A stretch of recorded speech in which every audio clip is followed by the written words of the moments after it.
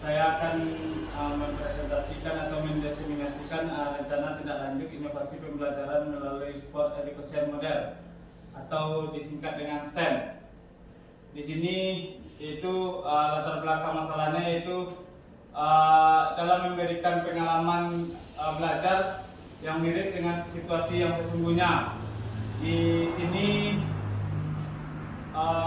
kita sebagai fasilitator itu membuat suatu permainan atau situasi yang sesungguhnya di dalam permainan, dan peserta didik itu akan menjadi pemain, pelatih, atlet, wasit, dan manajer timnya. Terus untuk mencapai tujuan tersebut diperlukan inovasi dalam metode pembelajaran melalui sport education. Terus tujuan program yaitu mengembangkan pengetahuan motorik peserta didik. Yang kedua yaitu meningkatkan partisipasi aktif dan tanggung jawab siswa dalam kegiatan olahraga. Yang ketiga yaitu membangun keterampilan sosial seperti kerjasama, komunitas, dan kepemimpinan. Dan selanjutnya itu menciptakan lingkungan belajar yang menyenangkan dan menantang bagi peserta didik kita. Kita lanjut yaitu capaian langkah hasil yang diharapkan yaitu peserta didik berpartisipasi aktif dalam perencanaan dan pelaksanaan permainan. Di sini kita lebih menekankan yaitu keaktifan peserta didik kita dalam melakukan permainan, apapun permainannya. Contohnya kalau permainan tradisional bisa galak, bisa gerobak sodor, dan di dalam itu kita harapkan yaitu peserta didik kita aktif, terus merasakan percaya diri dalam mengekspresikan ide yang terdapat yang terkait permainan. Jadi peserta didik kita ini merasa percaya diri dan dia mau mengungkapkan apa yang dirasa oleh peserta didik tersebut. Terus mengekspresikan ide apa atau peraturan-peraturan apa yang akan dibuat oleh peserta didik kita ini. Terus lanjut menunjukkan peningkatan keterampilan motorik. Di sini di dalam permainan ini kita akan menciptakan keterampilan motoriknya, terus memotivasi dan mengembangkan diri. Di sini peserta didik kita dapat memotivasi dan mengembangkan dirinya, belajar untuk menjadi pelatih, menjadi manajer, menjadi wasit dalam suatu permainan. Di dalam permainan sepak bola juga bisa kita berlakukan kayak gitu. Bola sepak bola, bola basket, bola voli, hampir di setiap permainan itu bisa kita berdayakan. Contohnya, kalau dalam permainan sepak bola ada satu tim, misalnya tim futsal lah contohnya, ada 5 lawan 5. Jadi peserta didik kita itu bisa menjadi pemain, bisa menjadi wasit, bisa menjadi manajer, mengatur atau menjadi pelatih. Lanjut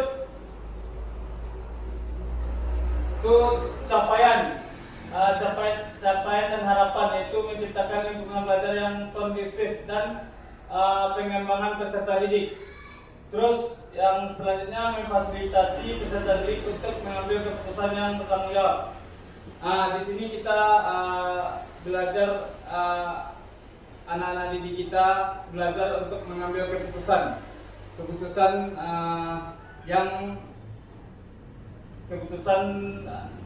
yang akan diambilnya dalam suatu permainan.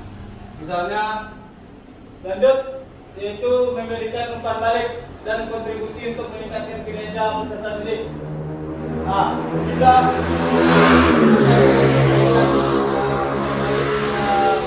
kepada peserta didik tersebut. Sekolah yaitu menentukan kepemimpinan murid. Yang kedua yaitu program inovasi untuk pengembangan murid. Yang ketiga pemberdayaan komunitas belajar dan yang positif. Kita lanjut.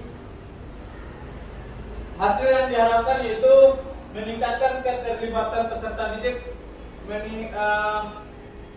meningkatkan keterlibatan peserta didik dalam suatu permainan. Jadi dalam suatu permainan itu dia akan terlibat aktif, maupun mau menjadi wasit, pemain atau pelatih. Terus peningkatan keterampilan sosial. Di sini kita mengajarkan peserta didik kita keterampilan sosial. Bagaimana dia berbicara di depan umum, terus keterampilan bersosialisasi sesama temannya, terus peningkatan kemandirian. Di sini peserta didik kita lebih mandiri. Terus lanjut, terbentuknya lingkungan belajar yang positif. Terus tercapainya tujuan pembelajaran. Kita lanjut. Struktur mitra dalam komunitas belajar yaitu perencanaan pelibatan peserta didik dalam merancang permainan, menentukan aturan, memilih peralatan yang direncanakannya. Terus yang kedua, merancang susunan organisasi. Yang ketiga, membuat jadwal pelaksanaan yang jelas dan keterlibatan keseluruhan peserta didik. Terus pelaksanaannya melakukan pemanasan. Yang kedua yaitu aturan permainan secara detail dan kesempatan kepada peserta didik untuk bertanya, memfasilitasi peserta didik dalam melakukan permainan, dalam memberikan dukungan dan bimbingan. Yang selanjutnya melakukan refleksi setiap sesi permainan untuk mengevaluasi proses dan hasilnya. Kita lanjut. Struktur program mitra dalam komunitas belajar yaitu evaluasi, observasi, wawancara, angket, terus mengetahui perkembangan peserta didik, identifikasi kekuatan dan kelemahan program. Yang ketiga yaitu membuat laporan akhir yang berisi temuan penting dalam rekomendasi dan perbaikan. Ini rencana evaluasinya yaitu tujuan untuk mengukur keberhasilan program SEM adalah permainan, mengidentifikasi kekuatan dan kelemahan program, serta mendapatkan masukan untuk perbaikan dalam masa mendatang. Subjeknya yaitu peserta didik, guru, orang tua dan staf sekolah. Lanjut.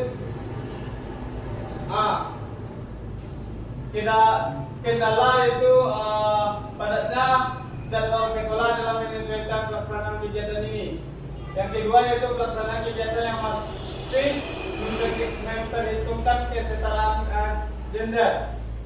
Yang selanjutnya menumbuhkan rasa percaya diri peserta didik dalam kegiatan. Terus solusinya itu waktu pelaksanaan kegiatan yang fleksibel, kita atur fleksibel. Yang kedua yaitu melakukan sosialisasi tentang tidak adanya isu kesetaraan gender. Di sini kita memberikan isu tidak adanya kesetaraan gender dengan maksud untuk mencapai kepemimpinan murid dan mencapai kebudayaan jasmani. Di sini bisa jadi yang ketua panitianya perempuan, terus kolaborasi bersama dengan orang tua. keterlibatan peserta didik terkait pelaksanaan kegiatan yang didukung. Mungkin itu aja presentasi atau diseminasi pada hari ini. Kalau ada Bapak Ibu yang mau bertanya, silakan.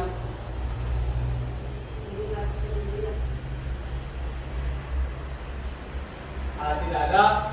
Baiklah, kalau tidak ada pertanyaan, marilah kita tutup kegiatan diseminasi ini dengan mengucapkan alhamdulillahirobbilalamin.